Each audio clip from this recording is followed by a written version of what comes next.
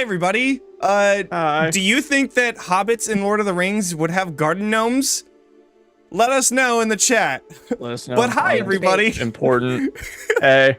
Welcome to Misfit Monday, Ravenloft Misfits. I'm Please Johnny, fill I'm out the our DM. survey. Please fill out the survey at the end of the stream. There will Give be us a 5 quiz. stars. There will be a quiz. Wow, it's been a hot minute. So, geez, what was the last time that we came together? That was like the second week of April. That's wild. Yeah. Anyways, we're here. We're ready to continue the story. Make sure to follow, do the subscription things, participate in the chat. Let us know what you think. If you're watching the recording, do the likes, comments, and shares as well. And then also on the podcasts, follow us on Spotify and all of your other podcast places, and then leave us a review. That'd be great. Spotify also has video on there, so that's pretty cool. Anyways, outside of all that, thank you all for being here. Zach. Yeah, right at the top, I did just want to apologize again to everybody watching at home. I know we haven't streamed in like a month, and I take responsibility for that. I'm really sorry. I dug up a map to the ancient city of Teteru-Pog, where we were, and we all, just took a little journey down there to try and uncover the secrets of playing games with each other across the internet really conveniently and having a bunch of features. And we learned that the real treasure was the Roll20 we made along the way. And that was the real secret. That's what the map led to. It took a while, but damn, it was worth it. And so now we do have Roll20 to play all of our favorite games together. Thank you, Roll20.net. Jesus Christ. All right. Thanks, Roll20. Also, we want to thank Sirenscape for being awesome and allowing us to use their cool music app. That's all the music that we've had ever since the very beginning of this campaign. It's made and breaked different scenes. Made it or break it for different scenes. It's great. Yep. It's been really good. awesome. Thank you, Sirenscape. It was super cool last session because, little example, I had like different sets for the closer that Strahd got to you guys. So like in one of them, the thunder was a little quieter, and then the next one it was a little louder, and then there was even more thunder in the last one, and then finally, his awesome battle music that we threw in there. Yeah. You can do stuff like that if you go check out Sirenscape. There's a link in the chat in the episode description and all that good stuff. If you follow our link, we actually get supported by you guys. So if you support that, you're supporting us by getting you music. Go check it out. Cool. All right. Last session, gonna be a little bit of a recap for everyone, including myself, because it's been a long time. But last episode, it was 84. Wild. Wow. You all sprung the trap that was left by Strahd, that caused a Darkstar spell to go off.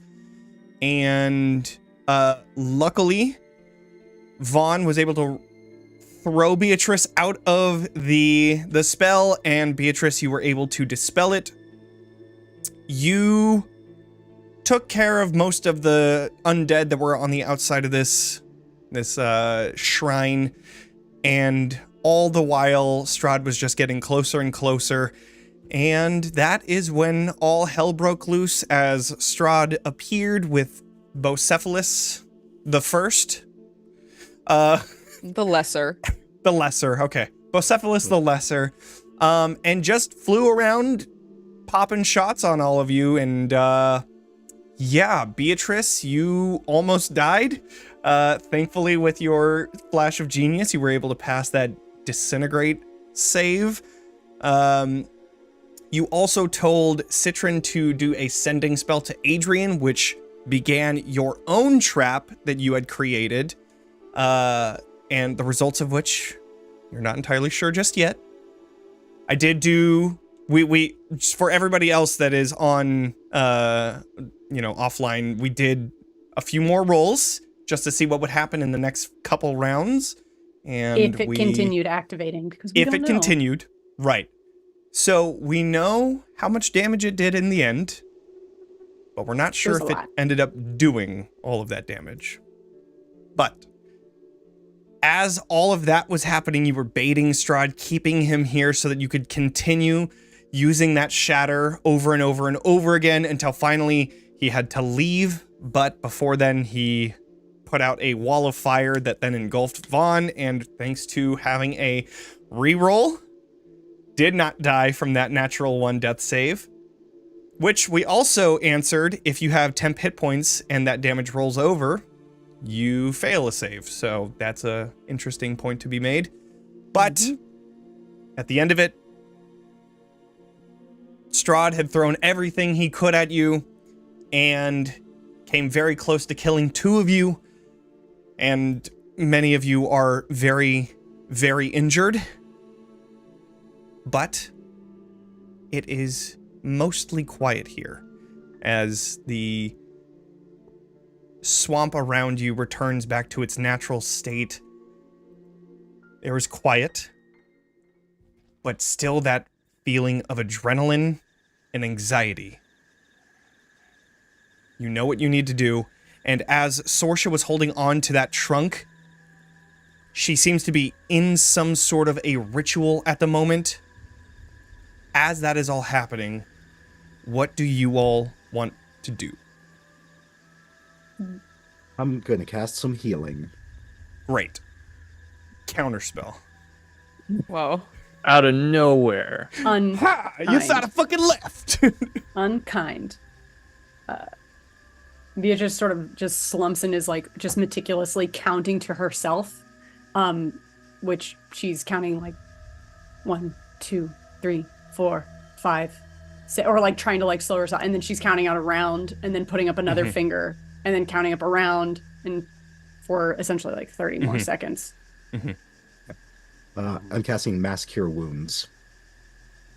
How am I looking? Not great.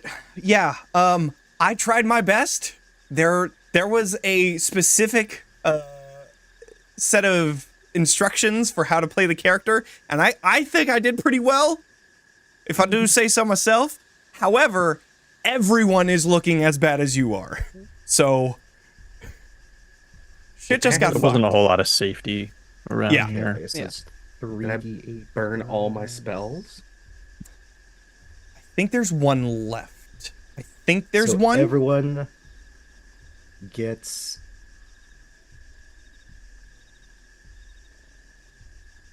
Okay. Hold on. Yeah, sorry, my brain is... I've been sick the past few days for the first time in a decade, so my brain is now moving very quickly. First time in a decade? Wow. Wow, that's Yeah. wild. Whoa. I'm jelly. Um, A hot streak.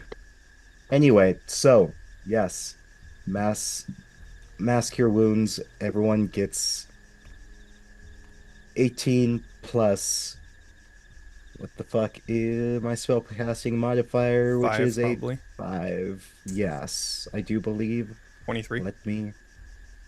Is it 5? I'm pretty sure. Your wisdom? Yeah, it's most likely just your wisdom. I'm pretty sure. I think it's I have a plus 5. bonus to it. Okay. Hold on. Vaughn's gonna pick up Beatrice's hat that she kind of tossed aside, Yeah. Yeah. and then just be waiting next to her with it until she's done counting everything out. It is a plus 5. So it is 23. Okay.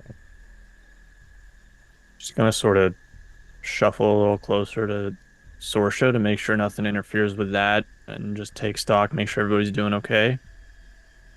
No one's dead or super hurt.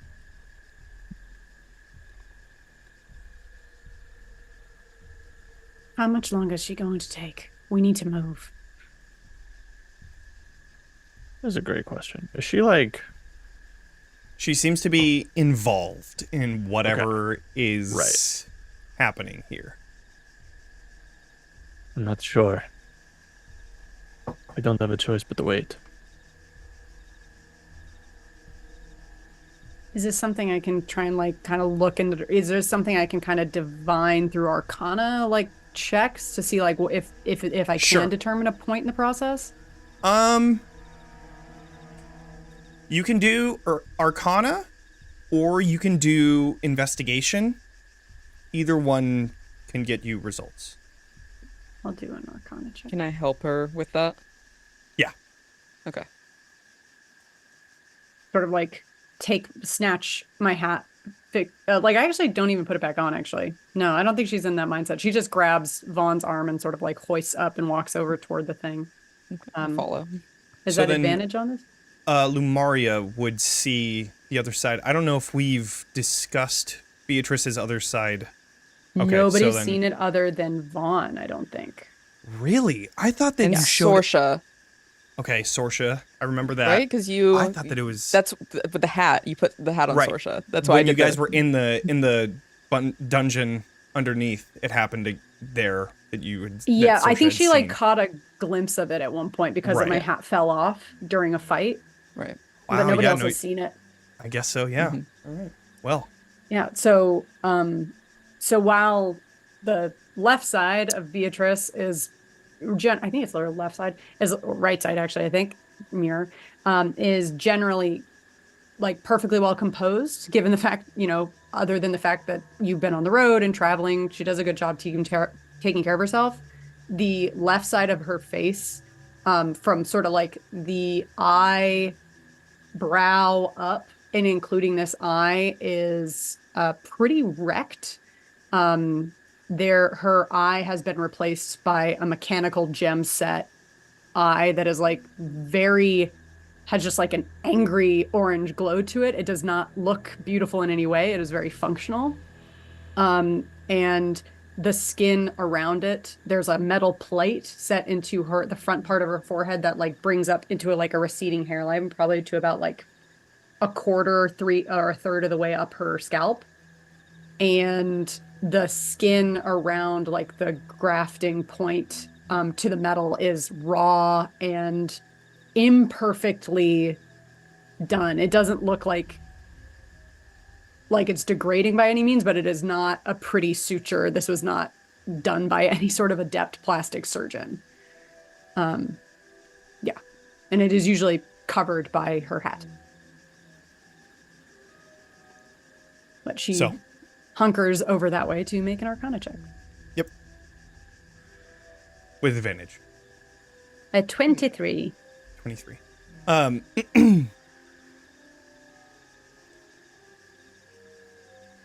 This is different than the one that you were at before. The other one had been, one, inside of a complete, dungeon, but two, it was like inverted. She had to go inside of that, hole in order to actually find where the monolith, the shrine was. So this is a little different and it's a little hard to gauge. However, based on the way that she's standing, you can see that all the runes are lit. They're lit up around you with that like low blue kind of pulsing glow. And you can see there are like faint bits of magic that come off of the trunk in front of her. Her hands are gripping onto the trunk very tightly. And you can see, almost like REM sleep, her eyes underneath her eyelids are moving rapidly. It seems like she's doing something. As far as like the status of that, you're not entirely sure.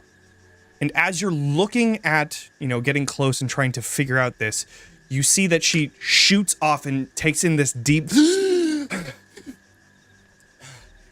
The lights immediately go away, and you are left with the sound of the swamp around as she's just breathing in.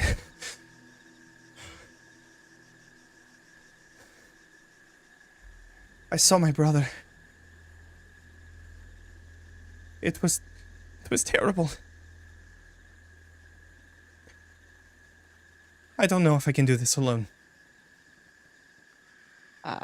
It's not done. No, I was just experiencing this terrible memory over and over and over again. I didn't know what to do. I couldn't get past it. It felt like an obstacle. Like I was supposed to do something, but I don't know what it was. And I don't know. Maybe if I had another set of eyes, or all of them.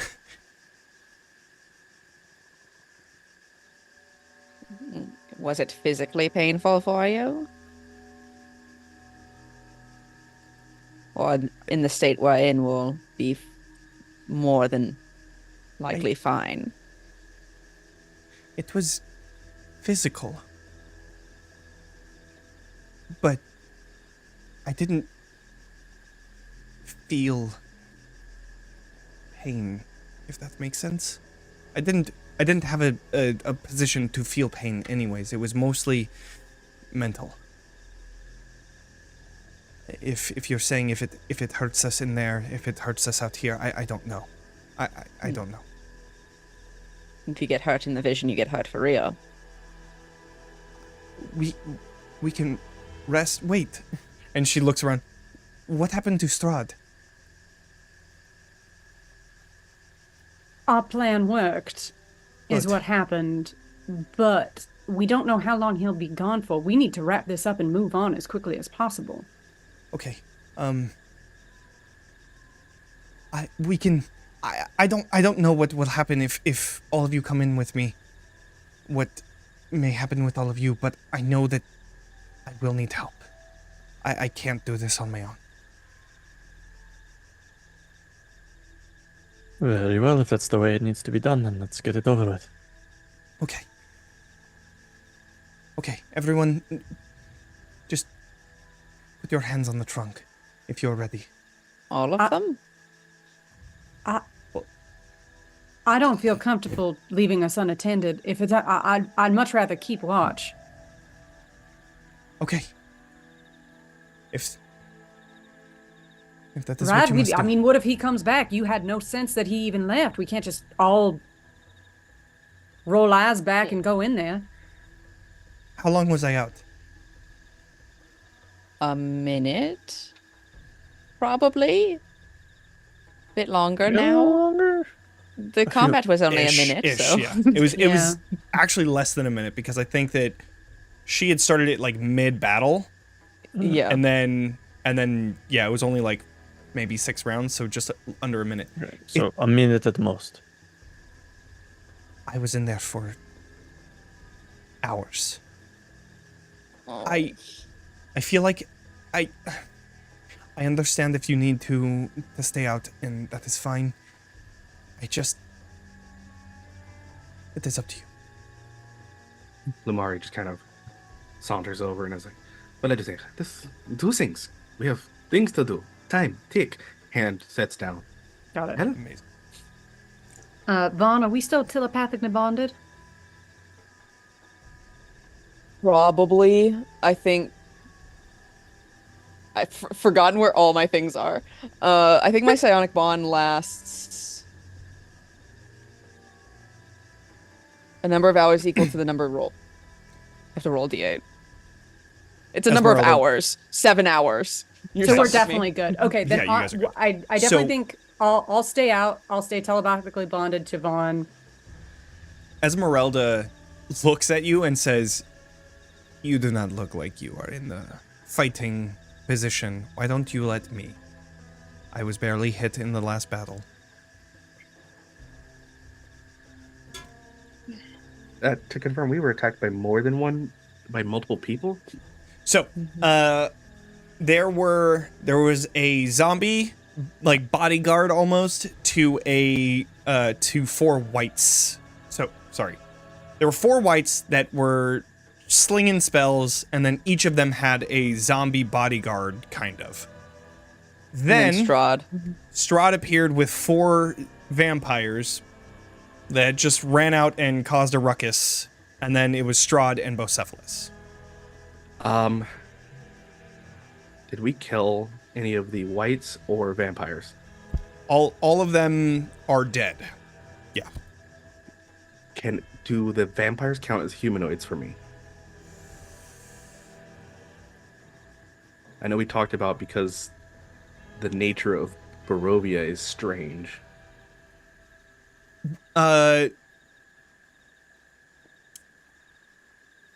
What was it for? I know that it was a spell. It's not a for- spell. It's a feature that allows me to claim a soul of Right. something that- Right. Mm. Do vampires even have souls? That's why we had Is this talked Buffy about. rules? We have to check in with each thing we kill to see if I've it cursed counts. him with his soul. I would say no. Okay, so then I cannot set up a watch. We also have Bocephalus Just- somewhere. Just Around. sitting on top of one of the monoliths, like, Well, as long as we have eyes, and I sort of indicate to Vaughn that we trust in mentally that can contact us. I don't like the idea of turning my back to a world of enemies, but all right. I also so have what I this plan one. on doing is I just want to toss this out there so I don't forget. So like mechanically I'll do this like right before we all like dive in psychically and shit. I'm gonna cast Beacon of Hope so that okay, so Beacon of Hope lasts a minute. So if I cast that on us, how long would that if outside was a Interesting. minute but inside was several hours? Interesting. I Valid would say question. that would last as long as a real-time minute, because you're casting it outside of the world or whatever this Hell yeah. ritual thing does. I would give it to you because that makes sense. That makes the most sense. It's like entering the dream world in Inception. And then cast Prayer of Healing too for full hit points. But so like right before we toss that out there, so right before we're going, I'm gonna role play that. Okay, cool. I'm gonna. Sorsha also points over to that elemental, which I believe, I can't remember, I think it was Earth that we had created it. Yeah. This also can talk to me, and I can leave it out here as well. Right. There it goes. I'm Okay. gonna give Sorsha and Beatrice a bolstering magic, so a D3 for the next 10 minutes. Okay. Right. So, you all gather around, placing your hands onto the trunk just as she places both of hers. You see her eyes beginning to alight in blue, similar to the runes that surround you, until she finally closes them, and then there's like this pulse that shoots out from the trunk in front of you. And you all feel your bodies shoot out, or your souls shoot out of your body, and it goes into darkness. You find yourself weightless. Yes. But just real quick, 21 hit points to everyone. Oh, Thank God. thank you. Anyone more? On top of the 23 from before. Cool. Thank you. You feel your body weightless. Like it's... Lumaria, this is a very similar feeling to what you've felt pretty much all of your life. This almost weightlessness. In sheer darkness as well. Until finally, a picture begins to clear in front of you. It's blurry at first until you begin to hear the sound of insects and leaves in the wind. You begin to hear the muffled sound of people nearby. Finally, as it comes into focus, you see Sorsha standing in the middle of a ring of people. there are two large warriors that are just standing with a spear on either side of her as she's looking around. She's very young. You can hear all around with the screaming and yelling, some cheering on the warriors, some cheering Sorsha on. But in the end, you see one figure that stands above others in a more royal sense. Katya, you recognize this to be her father, younger father. Yep. As stabs are exchanged between each of the parties, you see Svarog, her father, yelling out, "You are a disappointment! Turn into the animal! Become primal! Kill your enemies!" And Sorsha continues to just look around, ignoring her father.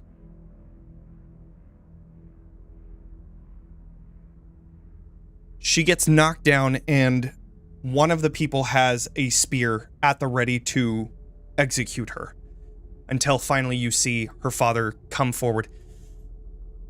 Stop.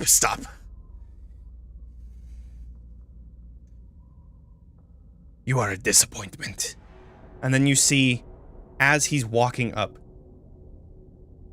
a very lanky young man that stands in between them, keeping Svarog from approaching Sorsha.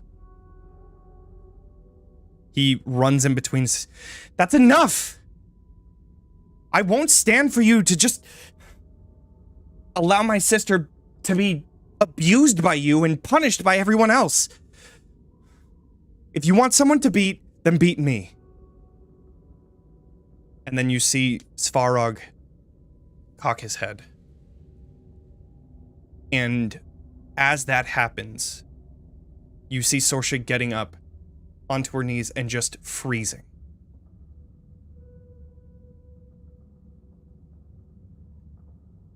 Trembling.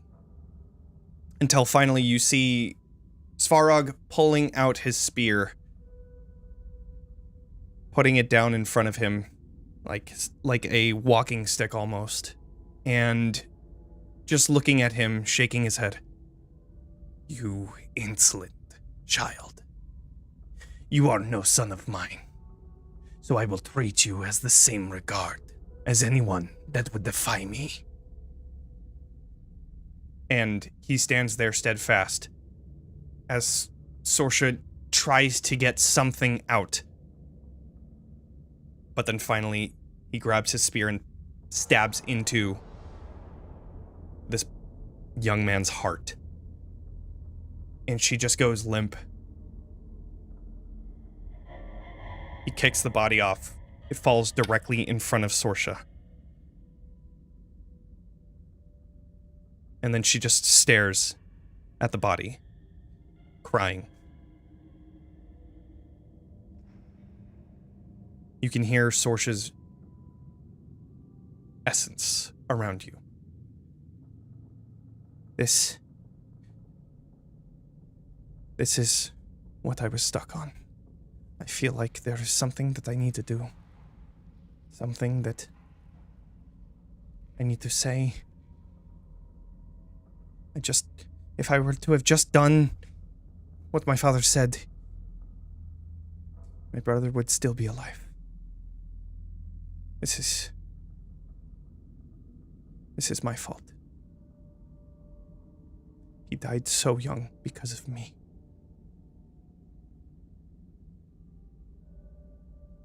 You feel telepathically connected to each other. And you feel like this almost vision beginning to fade. Does anybody say anything? Lumari actually, upon seeing that and Sorsha speaking, I don't know how to speak too empathetically on this, but you couldn't be more wrong. We are not at fault for what happens around us. We only do what we can with what we have. The death of those around you, it's not about what happened to them, but what you do with the memory of that. Trust me, I know. Like, taps, there's a feeling of like tapping the mind, and there's like this resonance um, as he kind of like feels that time magic surge through, almost like it's rewinding everything for him. We can either hold on to guilt and feel that we made mistakes, or take the duty to do better moving forward and let their memory become power, a tool, a weapon, a shield, whatever it is you want to define it as. But sitting in that guilt, that's a disservice. That is spitting in their face, spitting in the lives they had. Give them something to cherish, to carry. Or wallow in the pity, I don't know, but if you had known better, if you were more capable, I do believe you would have done better. So, do better. You see, as this vision begins to fade, it stops as Lumaria speaks. And then it becomes brighter again. Until you finally see Sorsha standing up. You can see the anger in her eyes, the tears coming down her face like torrents, but she stands there angry and shaking even more than before. And she begins to break into a sprint. As she does, she turns into this giant bear that then engulfs Svarog. And you just see, from the backside of this scene, flesh and blood and clothing and little bits of debris shooting out like ribbons before finally, I will continue on for him. Everything that I've done was for him. And then this feeling, this like overwhelming stress and anxiety subsides as this vision goes dark.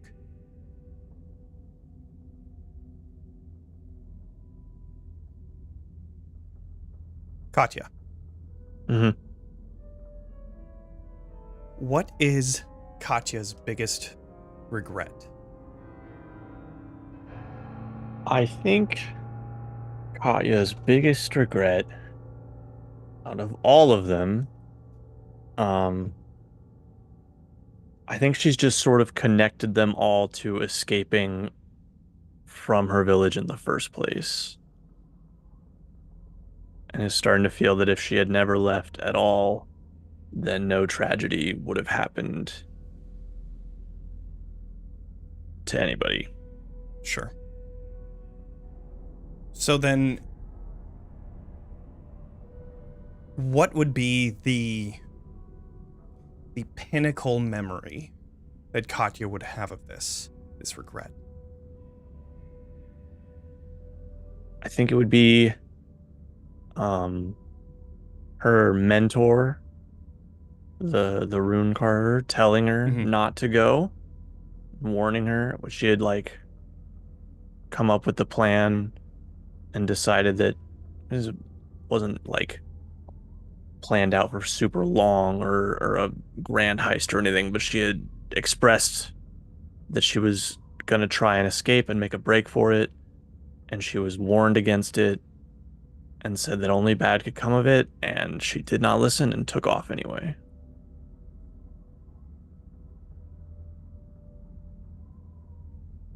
So, you all see Vision blurring, then coming into focus again as you see Katya seated at her bedside. A familiar vision that you've had quite a bit since your time here in Barovia. You find she is anxious in thinking of every way that she can get out of here mentally, but then the door opens and we see this daunting figure who is your mother's newest husband, Gorek. There are some words exchanged as he walks in and he just looks down at you. So, are you ready to join us? Or are you going to sit here in the filth like everyone else? I spit on his shoes.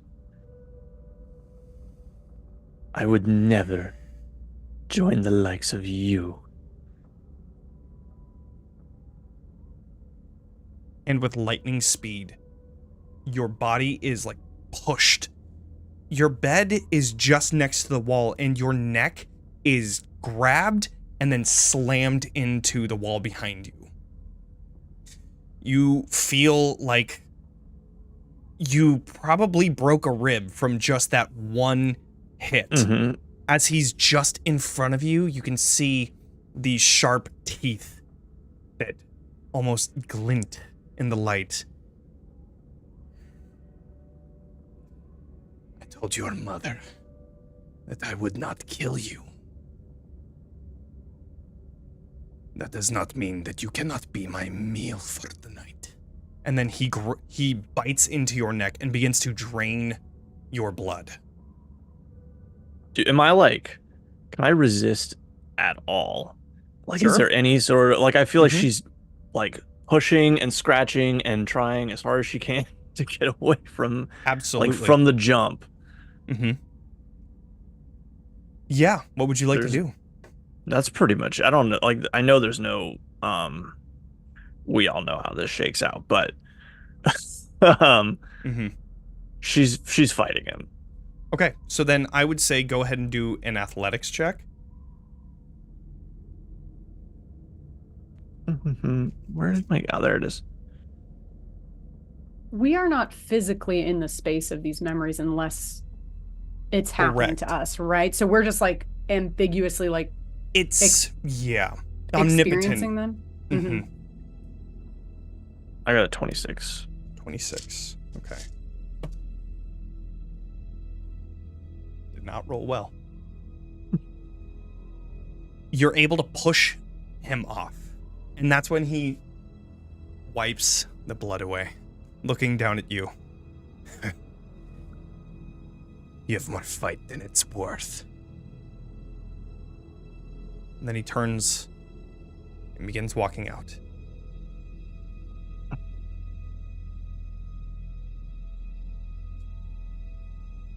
Yeah, I'm just like curl up in the corner of my bed and like try and stay away from him. Just before leaving, he just looks over his shoulders.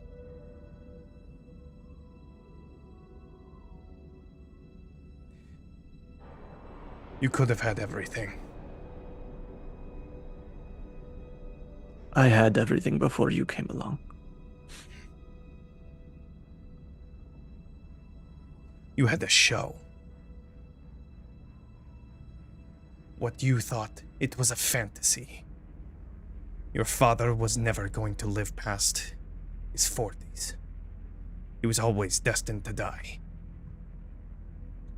But allow him to die in vain. I do not care. And then he closes the door behind him. Some time goes by, and each of you can feel the neck pain from the fangs. Until the door opens back up and we see this middle-aged woman. She has a darker complexion, and she is just wearing torn clothing, similar to what we see Katya in. You can, however, see tattoos all across her arms of just different runes, similar to the ones that you've seen on Katya's armor and weapons. These runes completely cover up her arms, and you can see just a brief bit of glow from some of them. And she sees you curled up. What happened? He tried to, and I just like show her like he attacked me. She rips up part of her shirt to ball it up and then put it up to the neck. You cannot leave. Not tonight. I have to leave. I can't If stay you- here any longer. I can go get help. I can free us from these monsters. And what if you die? What if they catch you? You are weak right now. And I will be free from here anyway. What difference does it make? Dead out there or suffering in here, I'd rather take the chance. Try and free us. Get revenge on these horrible, horrible people.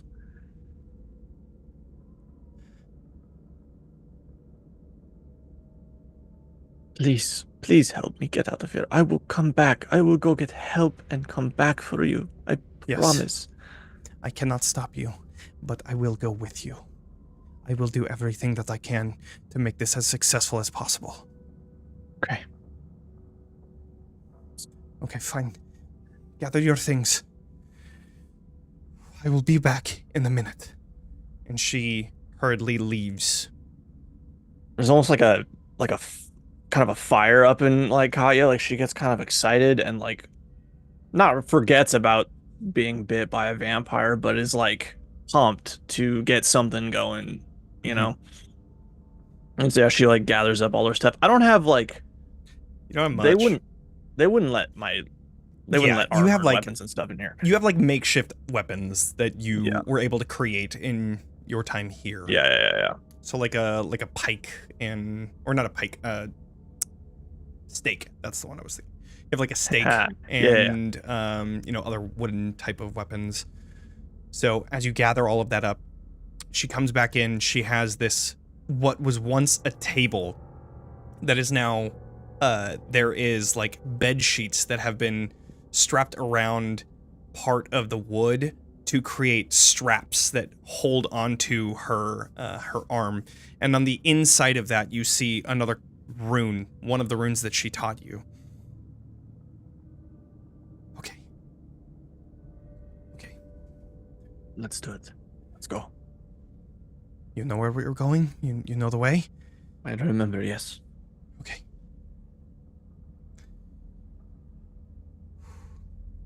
Right. And you burst through the door. You follow the alleyways that you were told to follow, the darkest parts of this town that even the vampire guards that are all around the town don't see. You duck in and out of visible areas until you finally come towards the end, this gate that you knew you would have to jump over or fight your way through. You see that there are ladders that go over this gate, and you both look at each other and then finally run towards one side of this open, or this closed gate rather. As you climb up, that is when everybody notices, and all of these guards begin to surround you. There's two vampires that are up on this platform, and your freedom is just on the other side of this wall. But then you get grabbed. And a bite comes into your neck, but you don't feel any pain. Instead, you see this explosion off of your body as the vampire shoots off. You see the rune that's on the shield alights as it is pushed off of you, off of the platform, and she just looks back at you. Go. What does Katya do? Are they like close to her? They are all moving in on your position, so yes. Right. Okay. Like, is she up on the gate too, or? She's up on the platform with you. You both ran up the ladder together, fought the two vampires, and you are now the only two up here, but they are like running up, and with their, spider climb, they're able to run up the posts, and they're running up the walls to try and come onto your position and stop you. Yeah. Yeah, I mean, the whole point, she's ready to get out of here. Okay, yes, let's go. And she jumps off and starts taking off. The one that got blasted, like, fell off the way I'm going, right? Okay, no, fell off the side. Fell off the side of the, yeah. Got it. So you are at least free for now. It doesn't seem like anybody's chasing after you yet. You see the forest in front of you. The plan that you had was to run into this forest and just disappear. Right. I'm gonna go into the forest a little bit, and then I'm gonna turn around and wait for her to follow me. Without looking back, you run into the forest that is completely dark. And then you see this mist beginning to cover up everything around you. This dense fog that you can barely see the lights of the town shining through. You wait a minute, 2 minutes, 5 minutes. She's not coming.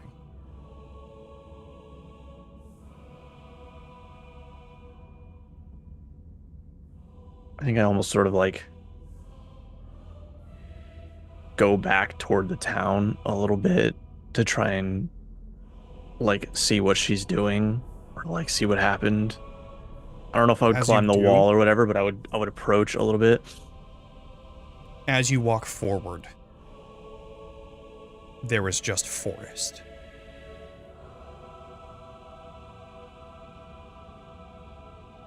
Forest, trees, more fog, more mist, until you finally see the light of a campfire glowing 50 feet, 60 feet away. And at that, the vision starts to get darker. What does Katya feel?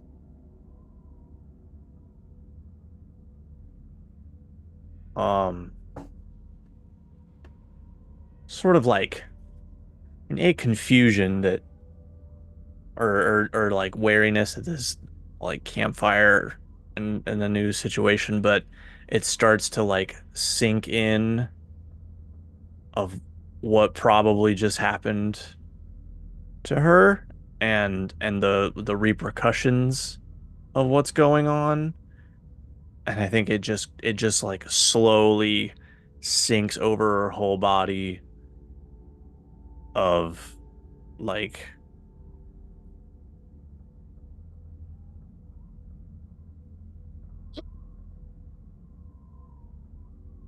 being reckless resulted in consequences of somebody I cared about. You know? Mm-hmm. That feeling lingers as this vision slowly gets darker and darker. That campfire. You know where this is. Mm-hmm. It's also the feeling is like mixed with the panic and like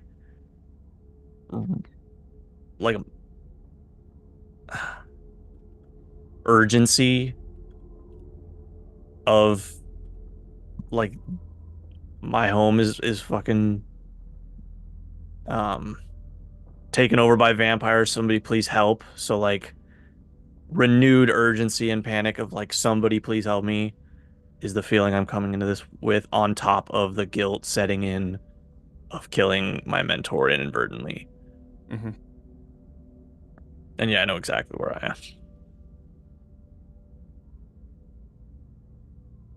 Okay. That vision goes dark.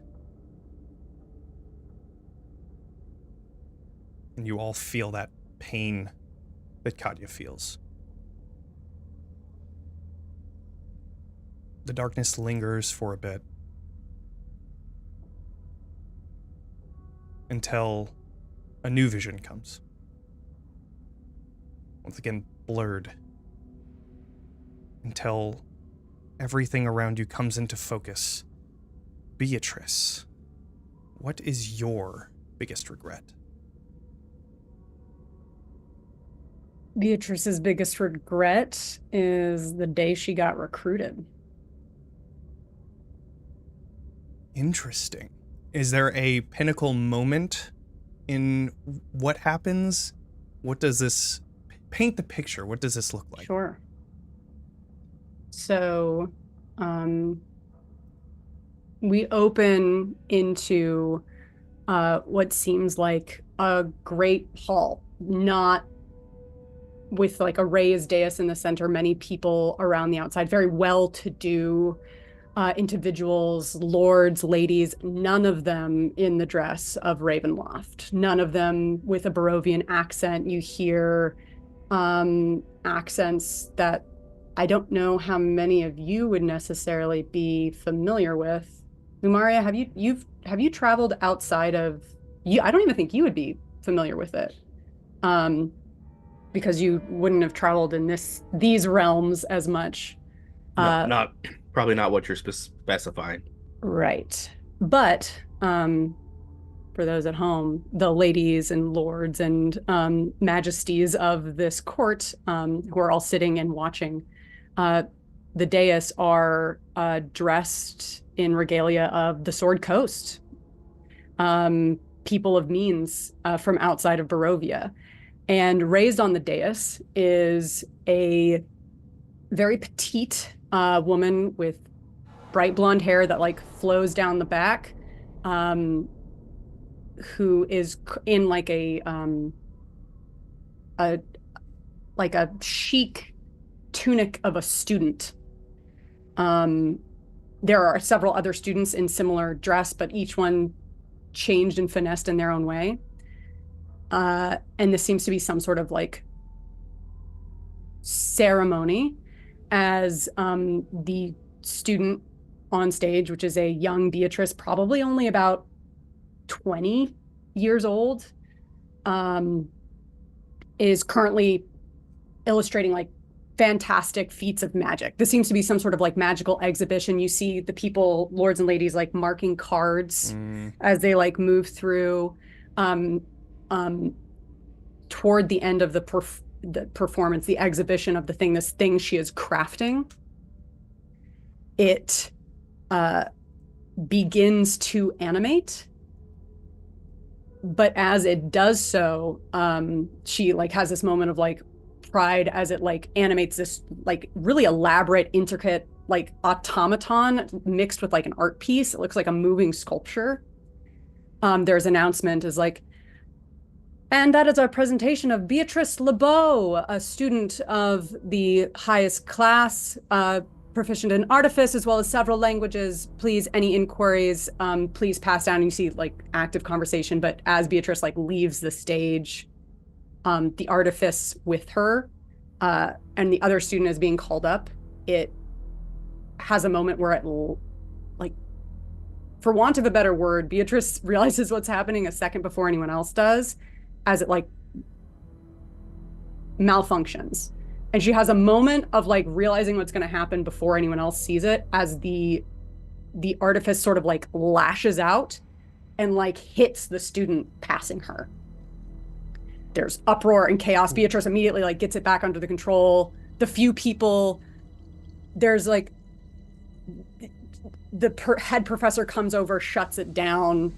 Beatrice looks very like cowed and scared and like, no, it's fine. I swear, it's never happened before. It's not that in this sense of like desperation, is people, the new student is screaming. You see anyone who had been like about to like been marking positive notes, like returns to their notes and is like not interested, like seems to be marking off like not interested in hiring this person. No lord or lady gonna take her in. And it sort of fades from that scene as a familiar face to those of Barovia, as they see there is one figure that continues watching Beatrice, and that is Rahadin. Mm-hmm. And I would say there'd probably be a flash forward to later where she's like in her laboratory, like dismantling this thing. Ooh, and a knock at the door. This isn't really a good time. I'm sorry, Professor. I just need a few more minutes to clean out my things. It is quite all right. I am no professor here. I found it very interesting. Does this have a name?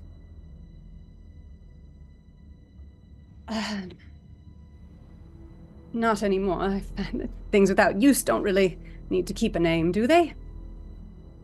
Anyway, it's trash. Might as well just call it that. What was Rodney's? Without any use. No. That was one of many tries to get to perfection. I can see the drive in you. Who are you and what do you want? I apologize. My name is Rahadin. I am the Chamberlain for Count Strahd von Zarovich of Barovia. Perhaps you may have heard of us? Perhaps not. I'm not familiar with that house. Look, I've been approached before, and there's a very particular type of work I'm interested in. And what type of work is that?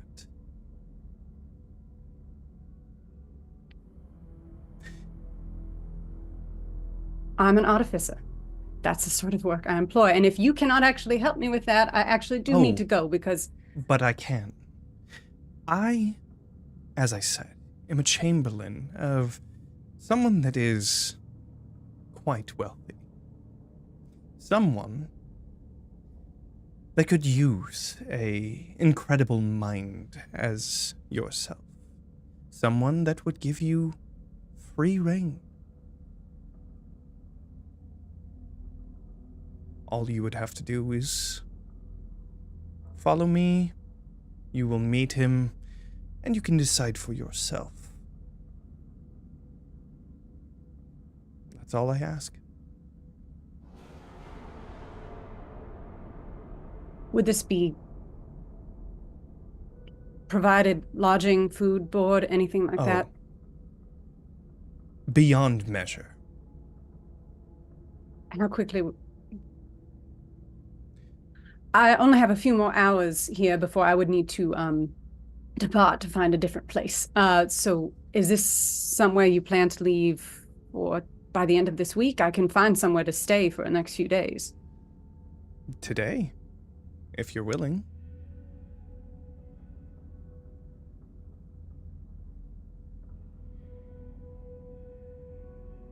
No contract?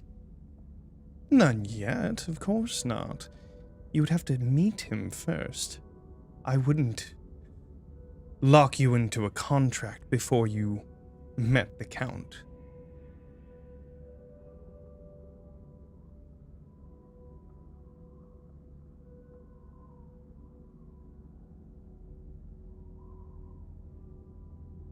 Do you know,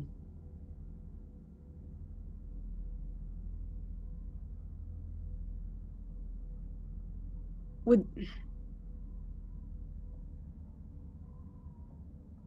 it be very far away from here?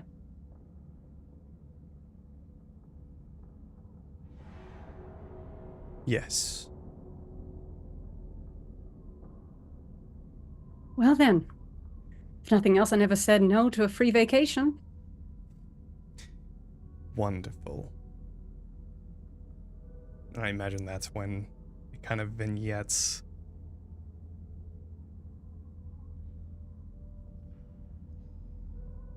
What is Beatrice feeling at the moment? She feels like an idiot.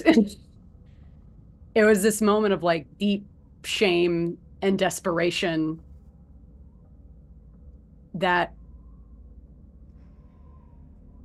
for context, she was very desperate at the time, really didn't have anywhere else to go, and was feeling like this was going to be her only shot to make something of her life.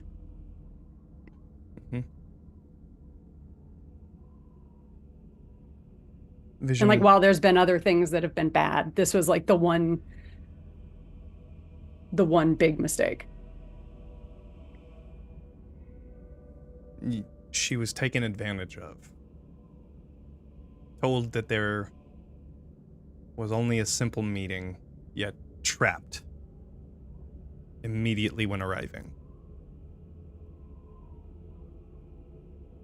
This vision finally goes dark, and you're left with that dark space that lingers for a lot longer than before, until you start to see small bits of light appearing, just tiny motes around you, until you finally find this dark expanse similar to the sky above.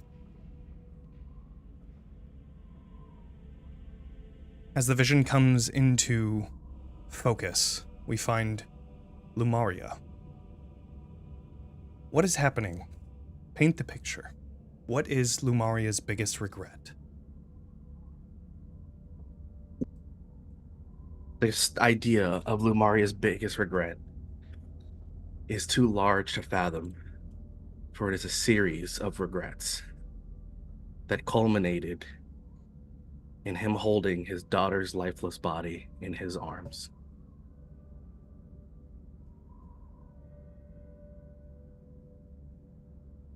In a circumstance of his own doing. The moments stack, for time is strained for Lumaria, for all events occur simultaneously for him. The day he was covered in blood through Cartacus, the day he was covered in his daughter's blood, the day his best friend's blood stained his clothes, the day the Spelljammer Academy he attended became a bloodbath.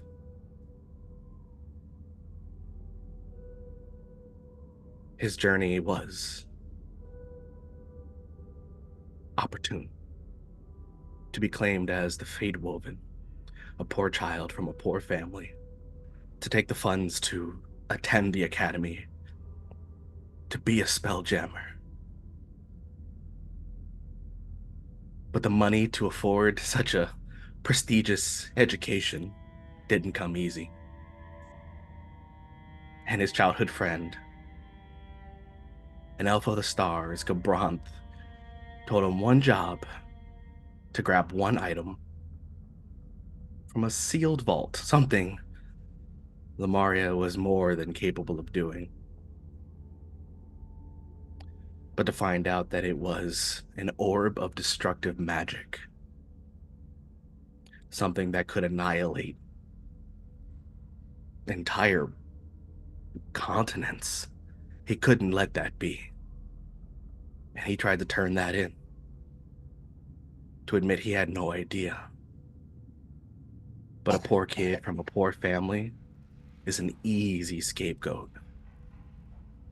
Expelled from the academy, branded a criminal, and the exact criminals that hired him for the job put a bounty so sizable he can never escape.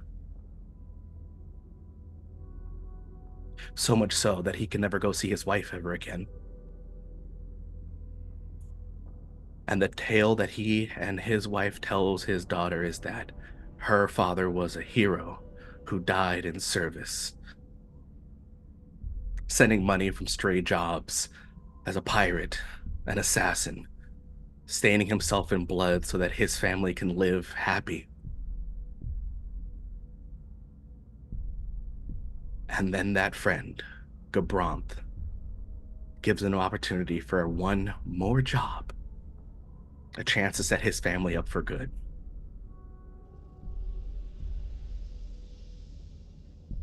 Gabranth was always a smooth talker. Simple job is to get rid of a spelljammer captain. No big deal. I've eliminated several of them before. There's the memory of sneaking onto the ship, moving through the quarters, killing the crew one by one. And then the captain, regaled in what is only considered some of the finest armor Lemuria had ever seen. This captain, a captain without a name, someone capable as a fighter, someone who knew who he was. Lemuria remembers the words of that captain, happy to finally have the chance to kill Lemuria. It's not uncommon. There's enough blood on his hands to warrant anyone wanting to take his life. But that captain was new. That captain couldn't fight. That captain had techniques similar that Lemuria recognized but paid no mind.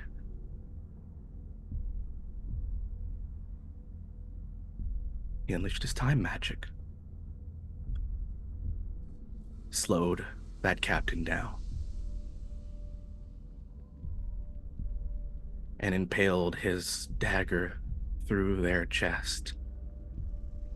A special form of torture, as the blade goes through what feels like hundreds of years, slowed down.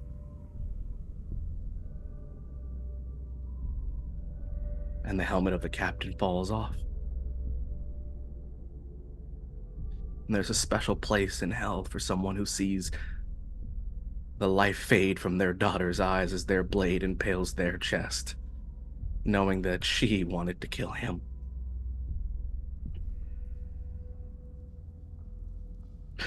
But that wasn't it, right? Because Gabranth set this whole trap, and the rest of the fleet was on their way to finally eliminate the fate-woven Lamari.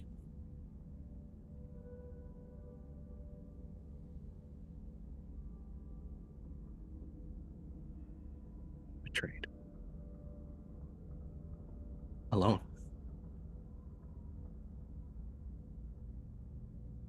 And his daughter stuck in a state of everlasting death. Something that can't be spared, something that can't be revived, something that can't be undone. Stuck in a state of dying.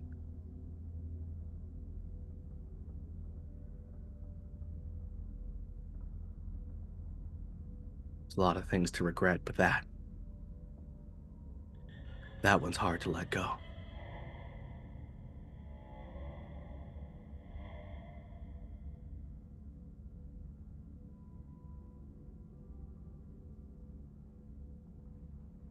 So, that feeling, similar to the one that Lumari was feeling at that moment, drags on. Feels like minutes, and then hours,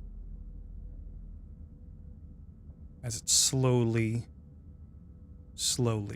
fades.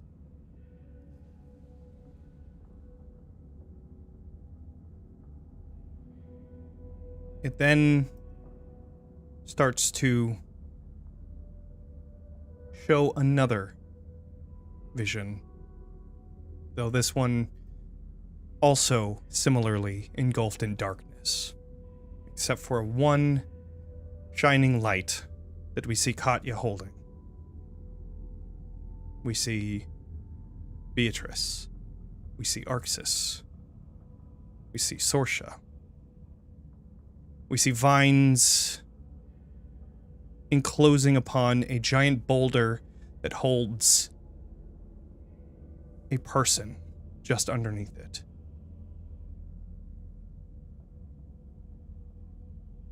This is Vaughn's biggest regret. What happens?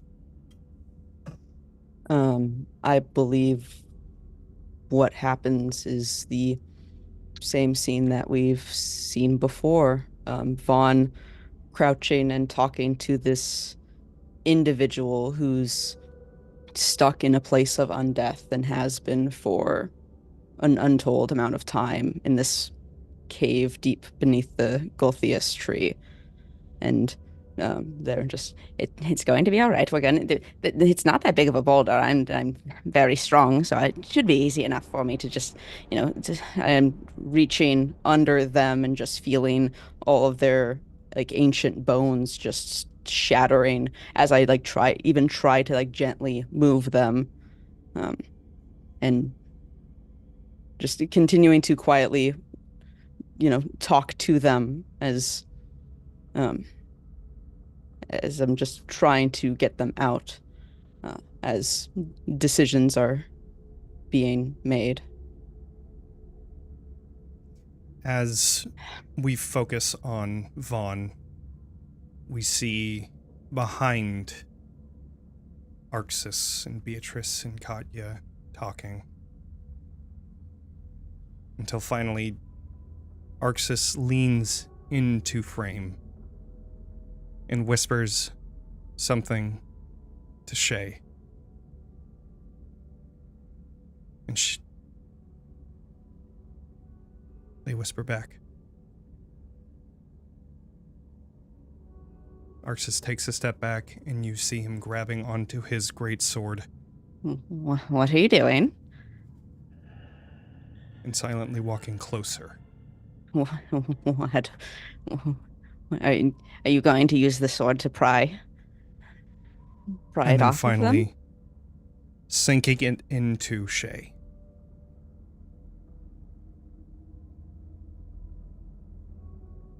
In silence.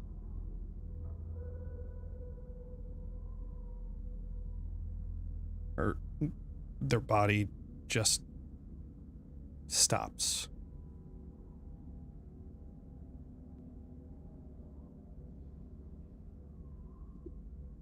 Back away into the darkness.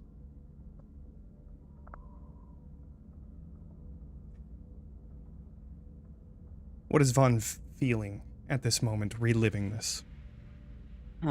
Reliving this, the same things that they felt, this was less than a week ago, this event, canonically.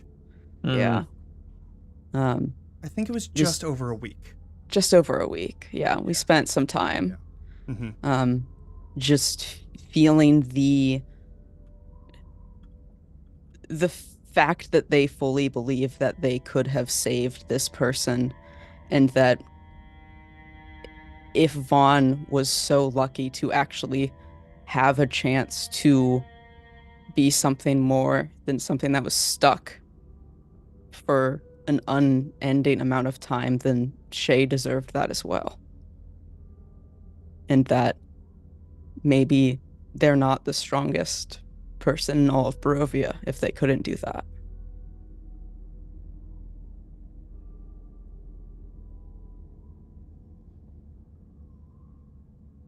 The darkness once again envelops your vision, and the heaviness of that lifts as you all feel yourselves weightless again. Finally, another vision.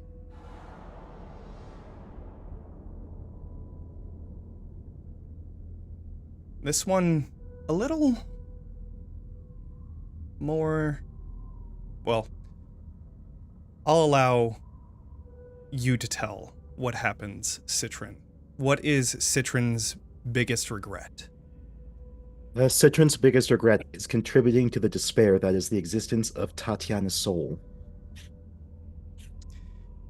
Long before Oh, reading, go for it. Do it. Yes. Long before Vallaki was known for its meaningless festivals, and back when the fear of the mists was still new, and back when Citron was literally fuller, he was a full-on dragonborn, is when the story takes place. Perhaps, I don't know, maybe 50 years after the rise of Strahd. The timeline is a little fuzzy, but it's early on.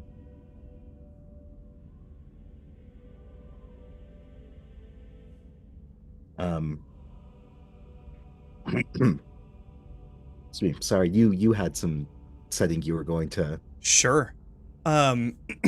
Yes, early on. And you see this beautiful woman that has long, flowing auburn hair. Katya, you recognize this? Well, actually, I believe... No, Vaughn, you haven't met Irina. Lumaria, you might have been shown a picture of Tatiana. Beatrice, you know. Katya, you know. This is Tatiana's reincarnation. And this vision starts with the cellar doors slamming shut as, I believe, Citron, you would be the one closing this, as Fatima would be rushing as deep into the cellar that she could get. What happens? What happens when he catches up? What happens when he takes me? Why is he trying to take me? Because he's a piece of shit, that's why. Who is Tatiana?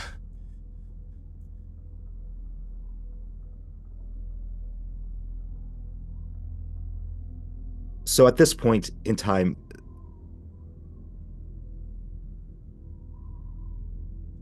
sorry, my brain is really working so slow right now. It's okay. So at this point in time, Same. Citron only recently has learned of who Tatiana is himself, having been killed before Strahd was truly Strahd, the vampire, the Lord of Barovia. But after the Dark Powers had filled the land,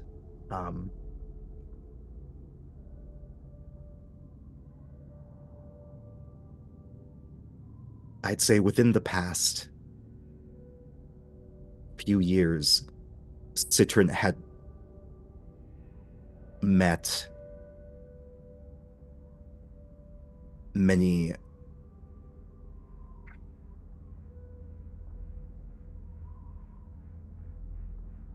canonically. When did the Mad Mage come to Barovia? Way later. Way Okay. later. Yeah.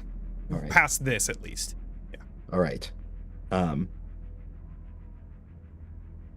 Through talking with Madame Ava, Citron learned of Tatiana, the reincarnations.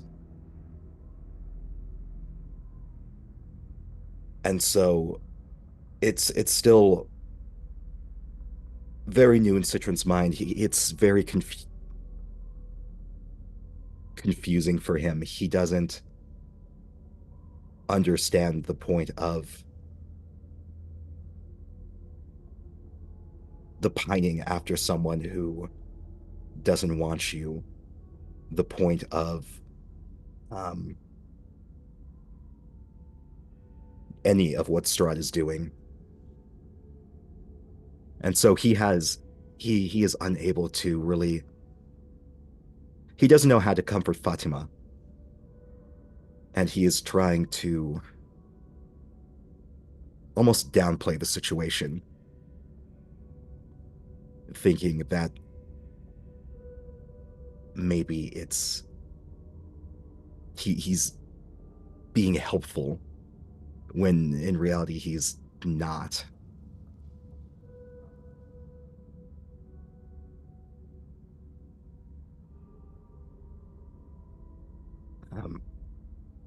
Strahd,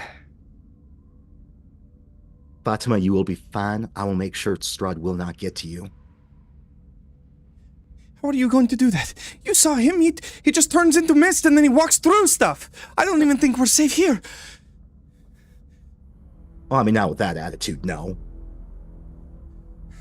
Citrin! Look, We're I'm locked sorry. in here. Citrin is going to gently grab her shoulders. He is going to kneel down. He is, at this point, a hulking dragonborn.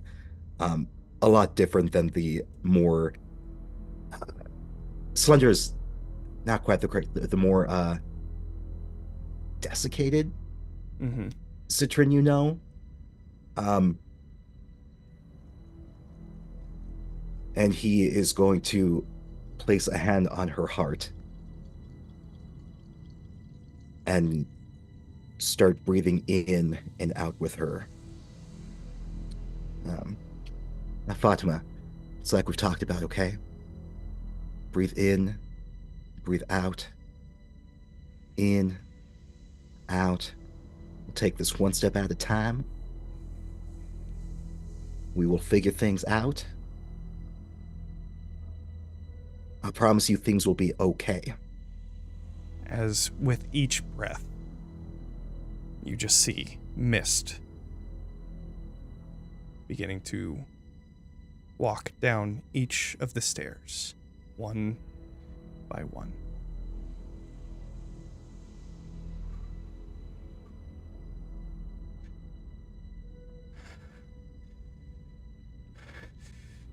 And then she points to behind you as this encroaching mist gets closer and closer.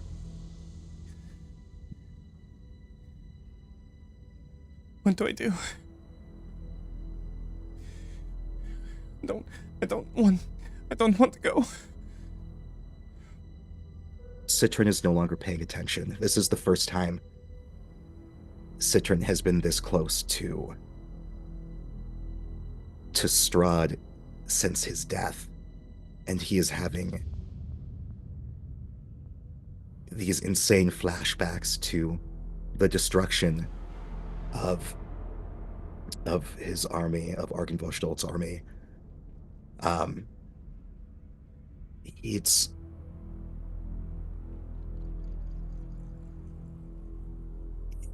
He loses the breathing himself. The breathing technique he had taught Tatiana, was practicing with her, it's gone. His breathing's erratic. He is shaking violently as he turns around to look at Strahd, to look at the mist forming into the Great Lord of Barovia. Ice is, being a silver dragonborn, cold as his affinity, his own mist is sort of surrounding him. The frost pouring out of his mouth. And he is gripped by fear, disdain, pride.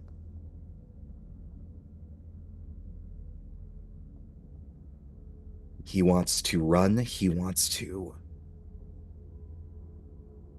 It's full on... It's fight or flight, and his body can't make that decision. His mind can't make that decision. In this impossible moment, this calculated thinking, you do begin to see the form of Strahd appear. At first, just glowing, piercing red eyes, and then finally the mist parts. Jeez. The mist parts, and then you see Strahd standing there.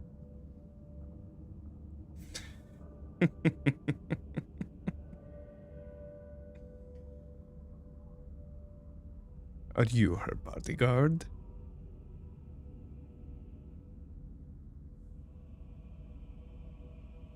Are you her stalker?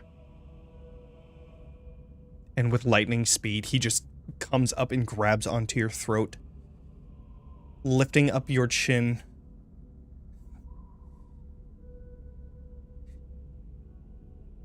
Interesting trick you have there. Were you meaning to use it? Please, by all means.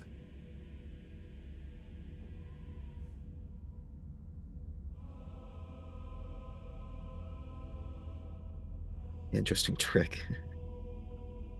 Let me guess. Are you just jealous because I am interesting? You are but a worm under my boot. Now get out of the way. I don't seem to be under your boot currently. In fact, currently I seem to be above you.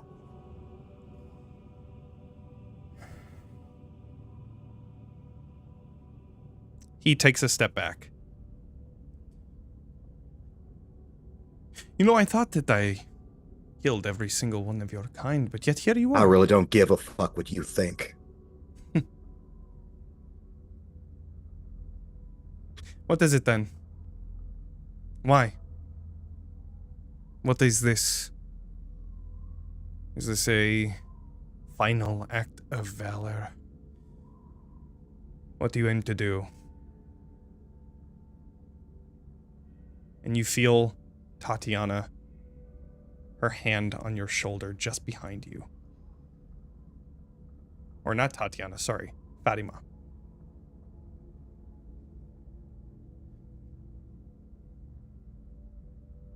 Do the incarnations Tatiana know that they reincarnate? Do they have to be told every time? They have to be told. But there's like that feeling like it's just some sense that they have in the back of their consciousness that never comes to their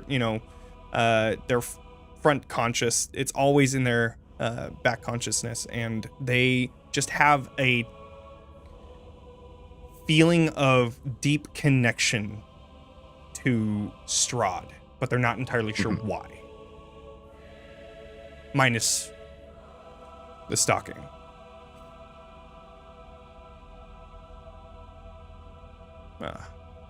Citron's going to grab her hand, pull it off his shoulder, and kind of lead her a little more forward. What are you doing?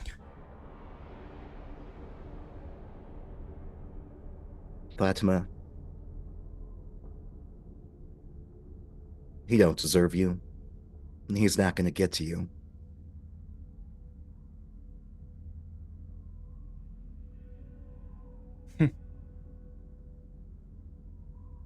She just looks at you. I need you to breathe with me, okay? Do you remember that little tune I taught you? From El Terrell?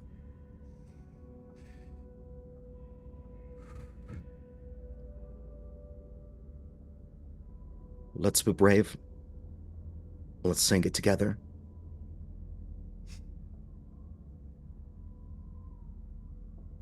As you're doing this, Strahd just comes into view. What are you doing? One up in you.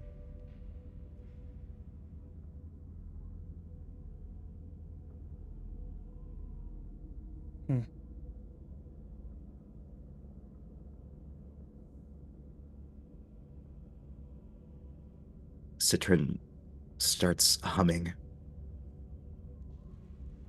This song is valiant. It's one of those tunes that carries strength to it, almost like it's magical. It's boisterous without being overbearing. It's quiet but powerful.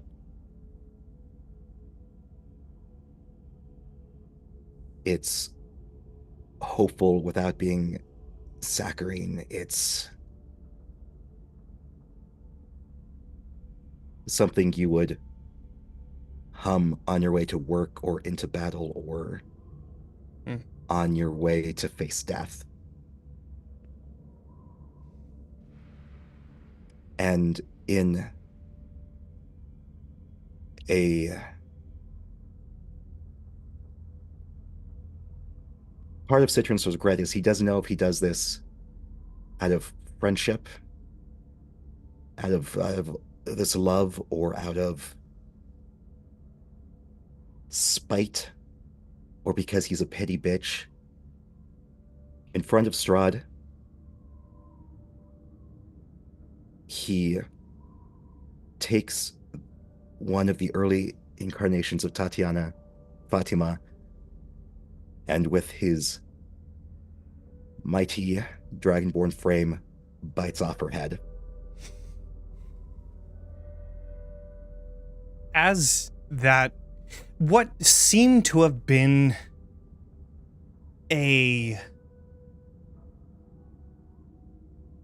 almost like you were trying to show off to Strahd, as if you were about to battle him. He takes a step back, and he respectfully gives you some room to do your own music, your song that you sing into battle, something that he heard before he decimated the Order. But Strahd is respectful. So he takes a step back. And then that happens. And as you lurch towards her, no! And then that vision goes black, and all you hear is the squelching and ripping apart of a dragonborn body.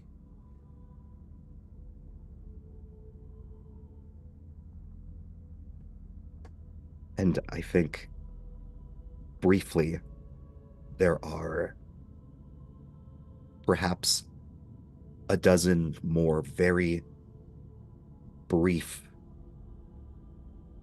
vignettes. stitches of vignettes of Yes. Citron doing this again Over and again and over. and over and over.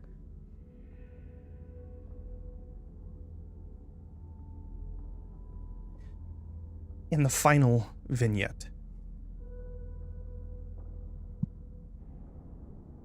we see Strahd is no longer around in this one.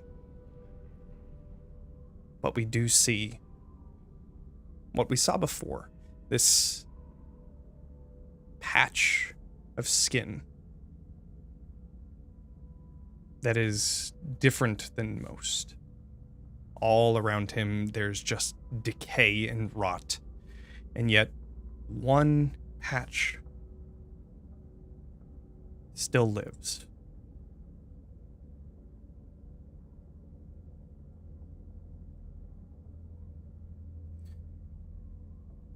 But this vision eventually goes back to darkness. You feel that weightlessness once again. And that is where we're going to go to break. So, we are going to be back in 15 minutes, but while we are on break, we are going to be giving away a free copy of Tome of Heroes. So, if you would like to join in on that and gain a copy of Tome of Heroes for Roll20, all you have to do is do the code REGRETS. Yeah. Be Yeah. in the chat Yeah. now. Yeah, Why no, that? Why I is don't that the know. word? Not Yeah, food okay. for thought. No What was the reason at word? all. Huh? Yeah. What? Brain food. Well, Regret? What's that one mean? Okay. We will Citron be back never in 15 mentioned. minutes. Regurgitate. Citron never said that he was a tachitarian. That's kind of messed up. He didn't let us in on that. To know your Vegetarian. diet Oh choices. my god. Oh, All right. Lord. All right. We're going to break. Okay. See Get you us all in outta 15 here. minutes. Okay. All right. Time to See go. y'all. It's Okay. time to go.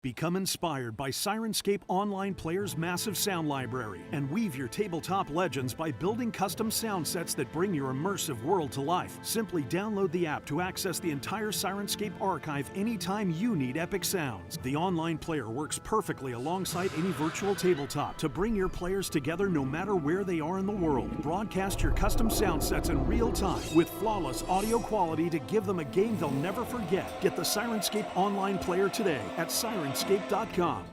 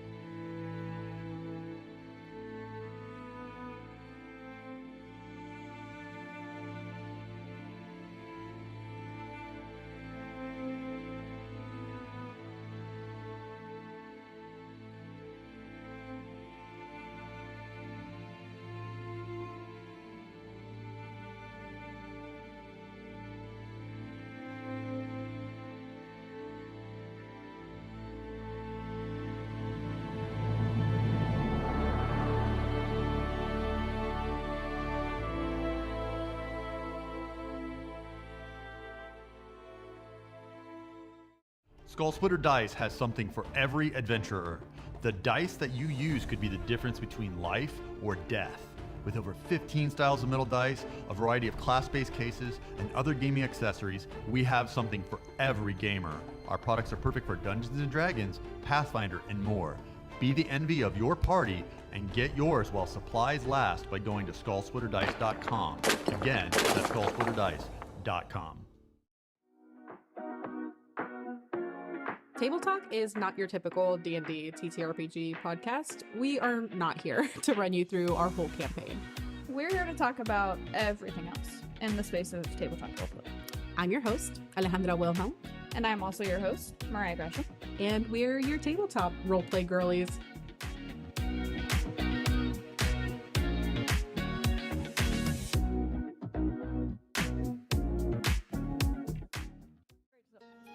Are they gonna... Oh, seriously? The Avatar. all of them, like, pop out. You know those ghosts yet? Oh my God, Robin! Thank you, Robin. That's the ass-grabbing leather. This is the most important of this chapter. It's all written down. None of this actually happened. Hi, we're the Slovenly Trolls. We're two big bad evil girls with a podcast all about feminism and Dungeons and Dragons. Each month we deep dive into a part of D&D history or lore, giving context as to why some problematic things are the way that they are, and encourage people in our favorite hobby to do better. So if you enjoy nuanced discussions, nerdy rants, cited academic sources, and dick jokes, you should check us out.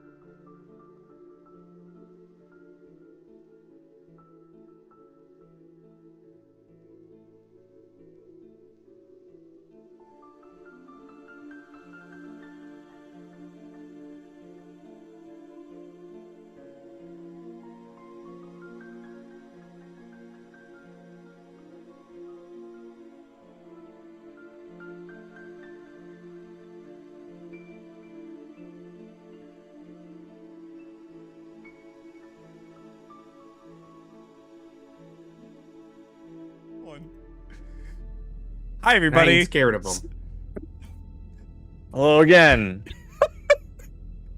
Love it. All right. We're going to pick the winner for this amazing giveaway.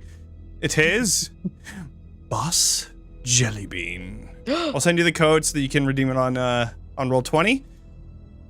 Nice. Congrats. Congratulations.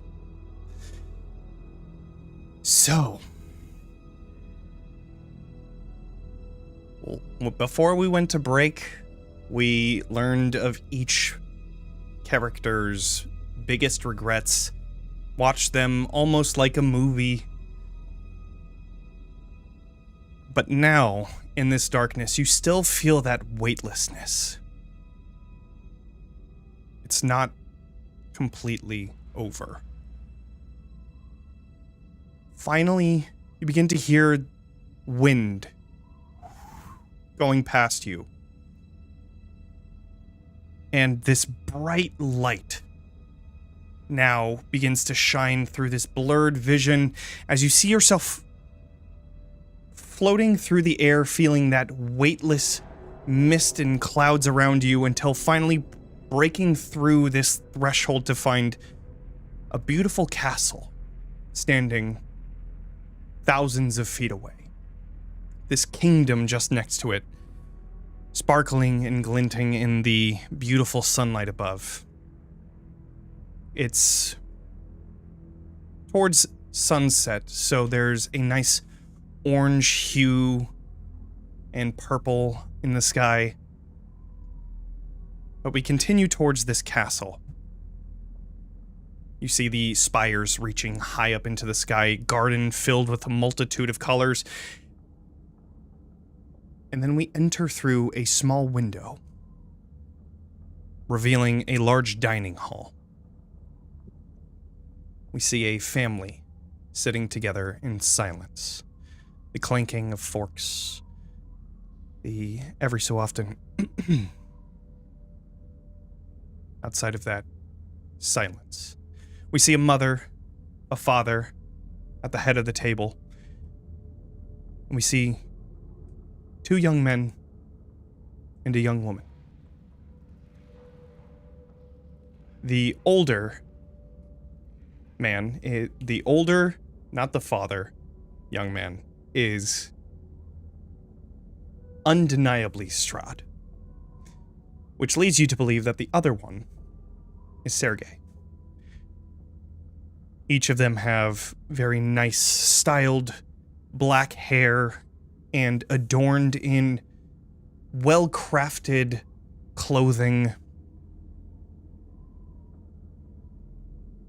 You see the couple, sitting next to each other, the young woman and Sergei.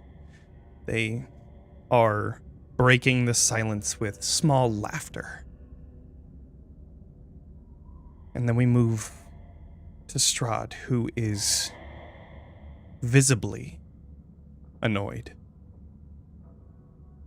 There's barely any food eaten off of his plate because every other second he's looking as if he could shoot daggers from his gaze. And we feel that tension and pain as he looks towards this young woman. Then we hear Strahd's voice.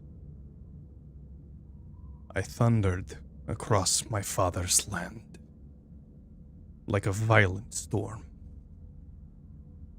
I fought for justice. I fought for my people. And yet, what was I left with?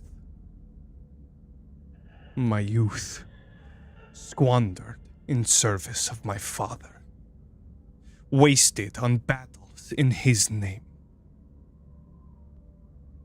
The love I knew before, gone, married to another lord in the kingdom.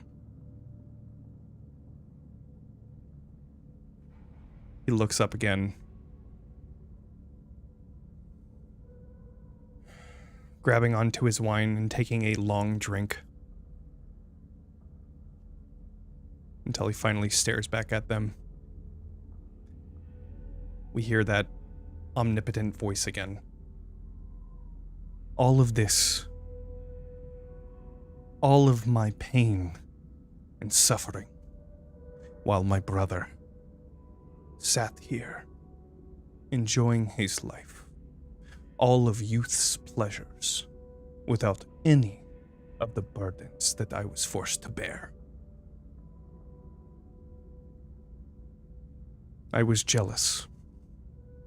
I wanted something of my own, needed something that I earned for myself.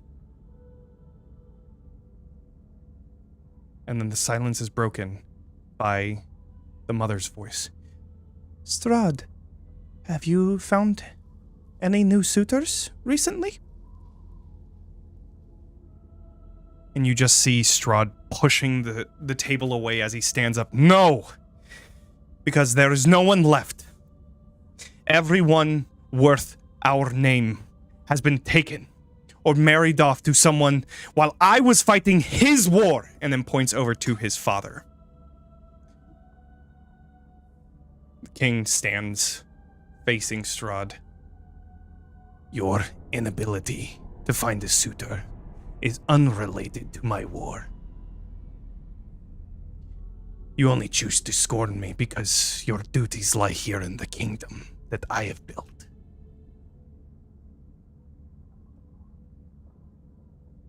We see as Strahd pushes his chair out and leaves the table as this vision turns to mist.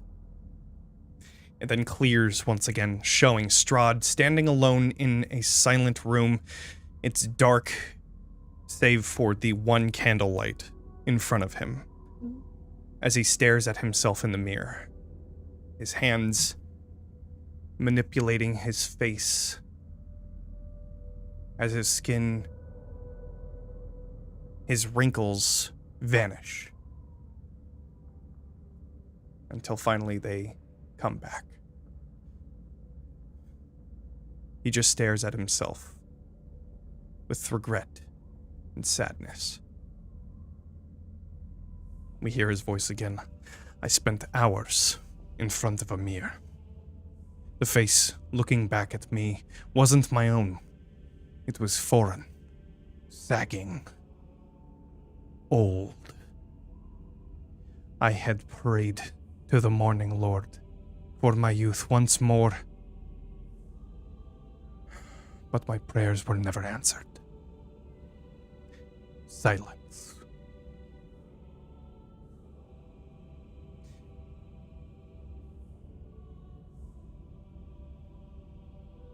I regret ever just waiting for him to die.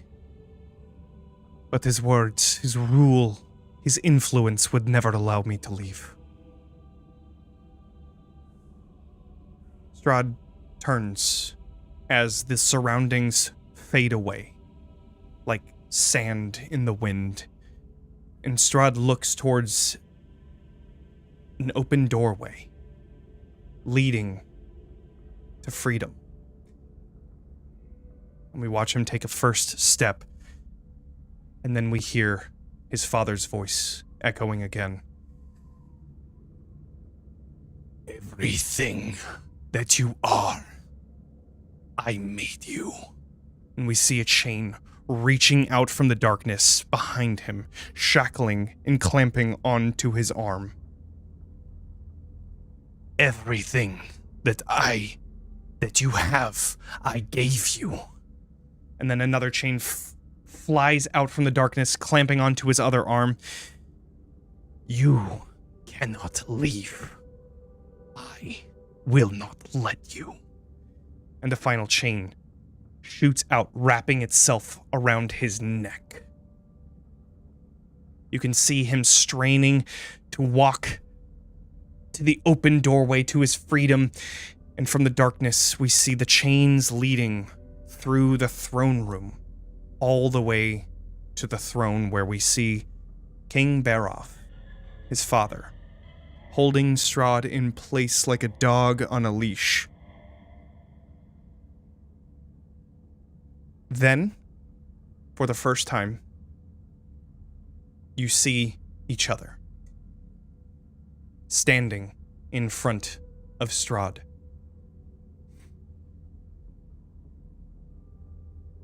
You can see with every passing moment he draws nearer and nearer to his father behind him. What do you all want to do? I just need clarity. The chain from the father is pulling Strahd back towards the throne. Correct. Away from the open doorway. But I feel like I'm physically here. Correct. You can see each other now. Oh, Lumari, the demeanor changes in this moment is not seemingly that like joyful energy. There is a much darker note now, as like drops into a low stance and is going to essentially try to immediately rush towards the throne, an attempt to assassinate Father Strahd.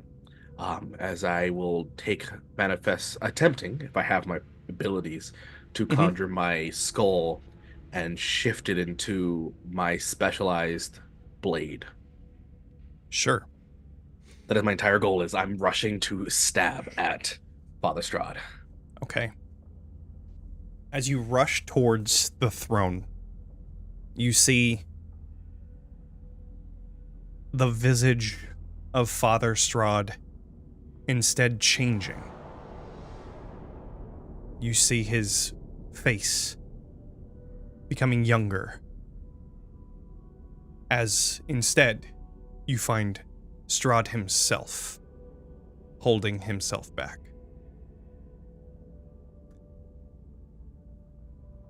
So, you've approached the throne, you have an action.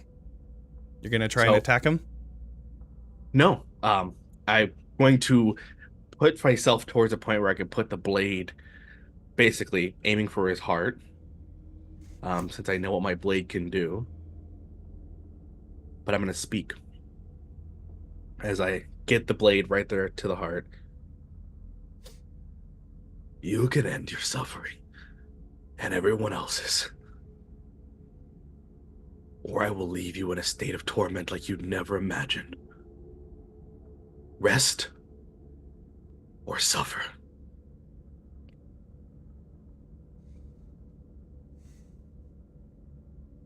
I will allow you to choose between intimidation or persuasion. Persuasion. Also, the Strahd father fucking killed me. I assumed that's what you were fucking laughing at. Yep. Yeah. Got me. So good. Thank you. Yes. Dice be nice. One question. Do either of these two Strahd seem aware of us? No. However, as Lumaria did approach Strahd, he looked at them, like direct eye contact. So it seems like the one in front of you doesn't see you, but the one in the back does. Got it. Okay. That's a 6, but I think I have either a D6 or an inspo. I know it's one of those two.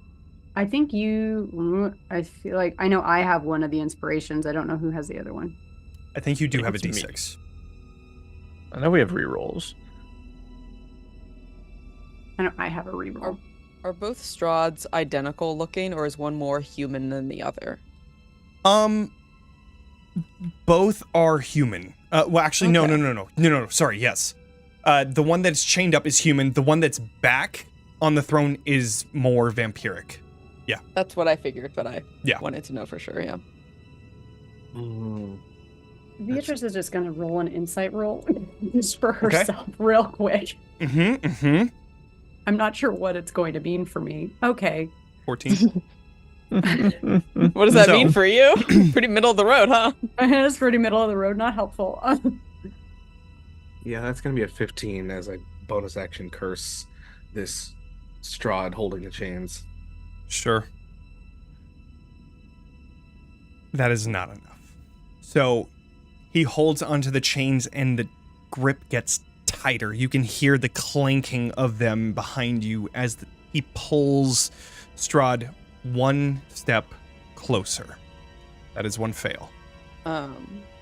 So is what appears to be holding other Strahd in human Strahd in place? Like the chains around him, obviously, are these just chains that have no lock or key to them or anything of the ilk?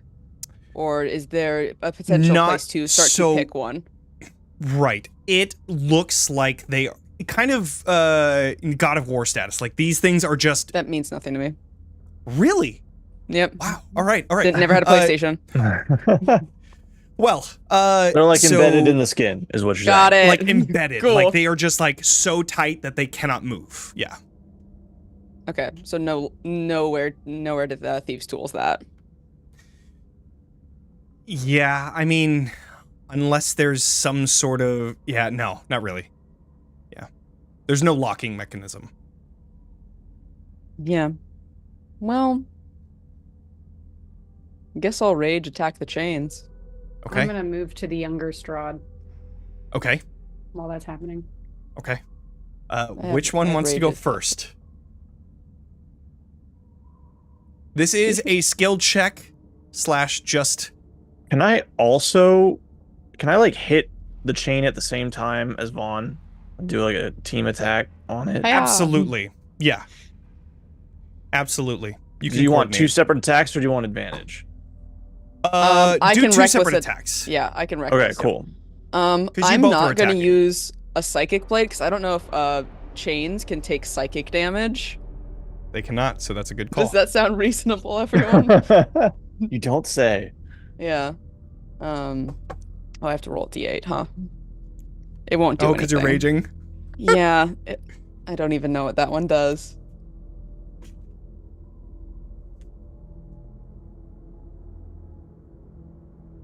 Each creature of my choice that I can see within 30 feet must succeed on a con save or take 1d12 necrotic damage. I'm not gonna choose anyone to do that. Sure. Oh, Fuck you, Strahd! It's necrotic. He won't do anything. Yeah. Anyway. Well, recklessly. My apologies. How about that? Does that hit? Does a 13 hit? 13 does not. Okay, well. But you do have 3 attacks, so you are okay. You're right. A 14 26, also, 23. Oh, wait, that's right. So you can also forgot to hit attack with your 2 actions for Vaughn. 26 yes, and 23 do. And Katya, you have a reroll, okay. Okay. 8.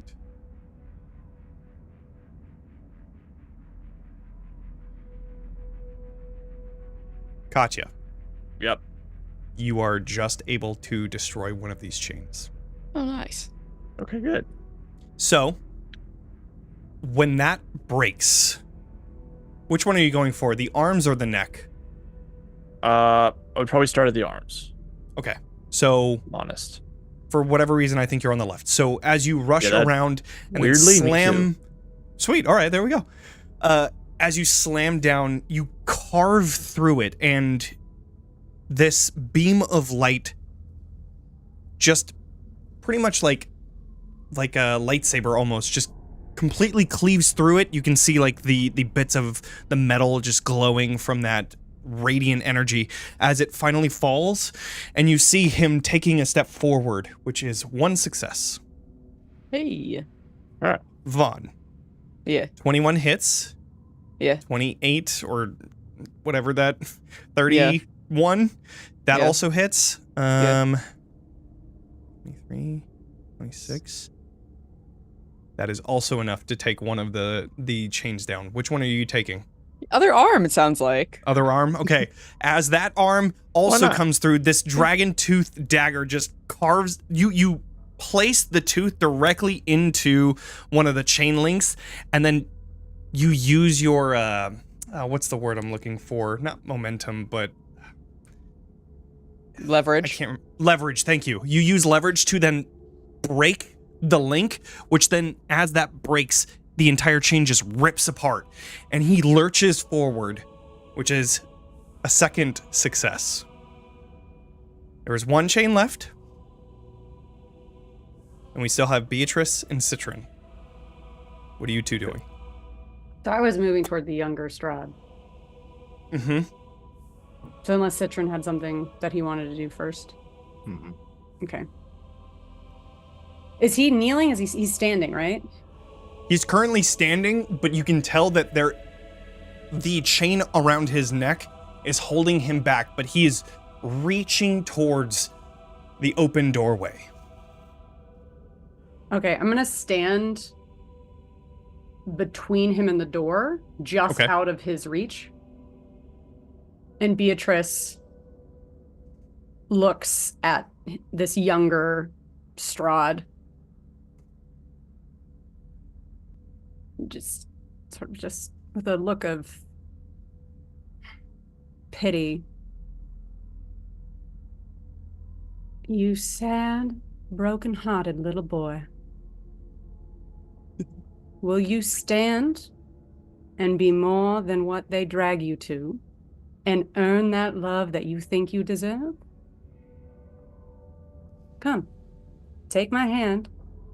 And I just want to be just out of his reach. Okay.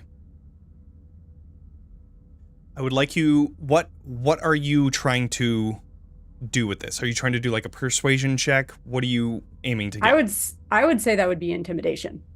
Intimidation. Okay. If you would take that as intimidation. Since you're just out of, yeah, absolutely. Since you're just out of reach and you're almost threatening him as in like, you know how bad of a person he is. Absolutely. Yeah. You also have a D3 still. I do have a D3. A 21? I'll go ahead and add that D3 though. Okay. I don't know how to Flash R. Flash of genius too. Yeah, right. A 122. Do I want to save that flash of genius for something else? Theoretically, we're going somewhere immediately after this. Yeah, that's why I'm like, I might save it. I do have a reroll, but I think... Are you going to use it? I think you're going to stay with the 22? 21 is... 22, what is... I'm just trying to run the odds on that. Very low. Yeah, it's above a 10. I will use the reroll on this. Okay. Just because, why not? Well, do you I get to take the higher one, or do I take the later one? You can pick. Yeah, this is like a inspiration thing. It's, yeah, you can't, you don't have to. Okay. 12. So we're sticking with the 22. Okay. Oof. Lumaria, you are standing just in front of the more vampiric Strahd, and you can tell that he's struggling to hold on to this chain with your weapon just in front of him.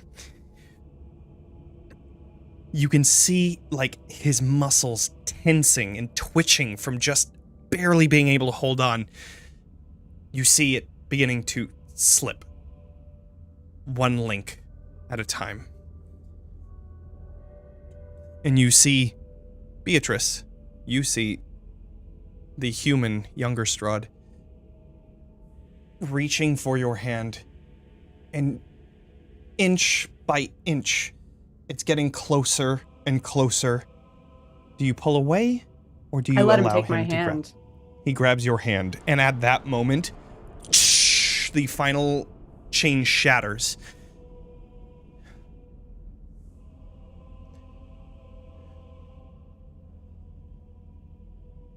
He looks back to the throne, who now, Strahd is gone, or at least the other one.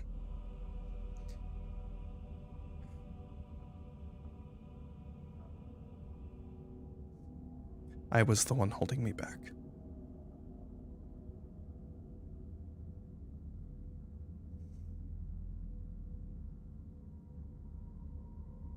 And that is when the vision goes dark.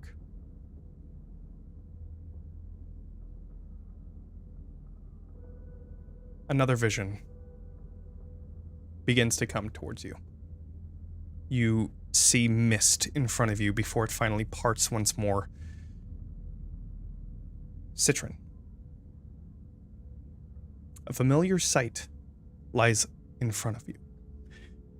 You stand in the grand foyer of Arginvost Holt.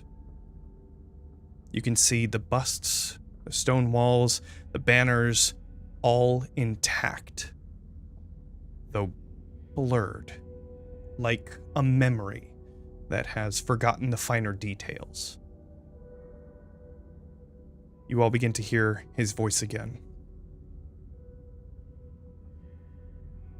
I have often contemplated how far I fell in my conquest of Barovia.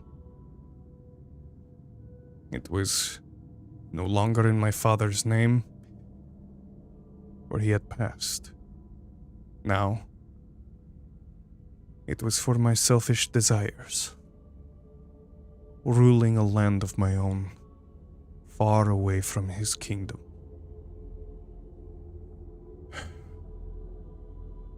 Sometimes, I wish I had failed. Suddenly, the door bursts open. You see legions of soldiers rushing inside and closing the door behind them with a wooden beam that comes to barricade. 4 of them are carrying a bloodied man holding a gaping wound in his torso. Just before you see a silver dragonborn rushing down the stairways behind you. He falls to his knees, and immediately you see this shining light of healing magic. Citron, this is you. You remember this. This was the day that Strahd decimated the Order. Peering over these soldiers, you can see that their features are muted, almost featureless, aside from, their nose and indentations for their eyes. Through the injured man's features, you can see they are actually clear, crystal clear. This is a person in his late 40s with short graying beard and shining silver armor. This is Arginvost. You can see there is a cut just above his brow that leaks this thick, shimmering blood across his face before he wipes most of it away and he stands up after being healed. Our enemy marches upon our fortress with their siege weapons and countless soldiers. Yet we will stand here steadfast. Our final bastion against this evil in our land. I have founded this order many years ago, and many have already given their lives in service, protecting the innocents and their home. This is why each of you joined our ranks, swearing your oaths to fight tirelessly. Today, we confront our deadliest adversary, yet we stand steadfast. They expect us to yield, to submit to their domination, and to meet our end like cattle, yet we stand steadfast. We will not retreat. We will fight until our final breath, for we are the Order of the Silver Dragon, and we defy tyranny to its very end. And a cacophony of war cries begins to echo inside of this grand foyer, echoing off of these stone walls around you as knights begin to gather their weapons and begin fortifying the mansion at best as they can. You all have moments before an army arrives at your doorstep. But before we get to the preparations of this assault, we're going to end tonight's episode here, and then we're going to pick up next time. Not even going to put it in the universe. Next time, because goddamn it. Oh, damn. Wow, that was a intense episode. So, Woo! Make sure to That give was yourself great, though. the hugs that chat Yeah. graciously gifted. Oh yeah, we have so Everybody- many hugs given. The hugs. There's I think too at least many. 3 for each of us. Probably. Yeah. Most likely. One of them was me. I don't care if I'm not allowed to use my points. I'm gonna use them for No, hugs. One of them was also me. I would like to just give all of you a hug. Aw. Consensually. Do it, coward. Of course. You won't. Coward. Buys a plane ticket to Florida. Get over here. Oh man. Oh, so many more hugs just came in. Let's go. Oh god. Okay. Well, it is bedtime for all of us. Thank you all for being here. This was an incredible backstory session. I loved it. I love all you guys. I love all the viewers and folks. Thank you for being here. Do the follows, do the things, whatever. Make sure to level up, and we will see you all next time. Bye, everybody. Bye. Bye.